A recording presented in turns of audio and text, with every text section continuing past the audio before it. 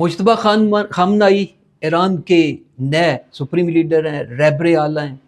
اور جن کے حق کے اندر اس وقت پورے ایران کے اندر مظاہرے جاری ہیں، حتیٰ کہ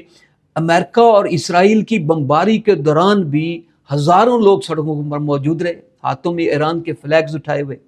دوسری طرف مجتبیٰ خامنائی کے حوالے سے بہت ساری ڈسکشن جاری ہے کہ ان کے اوپر سب سے بڑی ذمہ داری جو عائد ہوتی ہے، اور وہ کیا ہے کہ انہیں ایران کی بقا کی جنگ لڑنا ہے، اور اس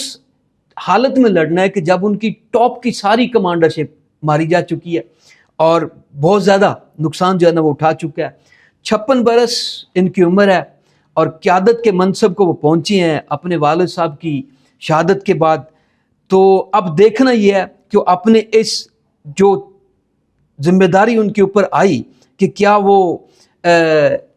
بقا کی جنگ لڑ سکتے ہیں یا نہیں لڑ سکتے ہیں، اور جو پوری قوم جو کچھ 70% بکھر چکی تھی سوشل میڈیا کے کردار کی وجہ سے، اسرائیل اور امریکہ کے کردار کی وجہ سے، وہ ساری قوم کٹھی ہو گئی، حتیٰ کہ وہ لبرل اور ماڈرن لوگ، تھنکنگ کے لوگ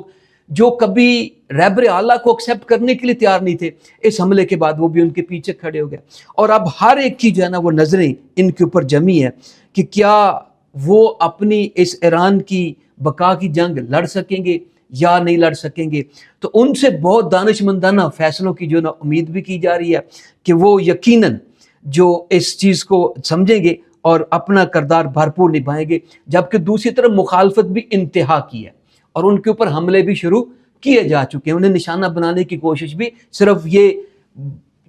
جو ہے نا وہ بڑھ کے نہیں ہے بلکہ حملے بھی کرنا شروع کر دیے ہیں۔ تو انہیں ایران کے بقا کی جنگ لڑنی ہے، دیکھنا یہ ہے کہ وہ کتنی طاقت کے ساتھ اس کا سامنا کرتے ہیں۔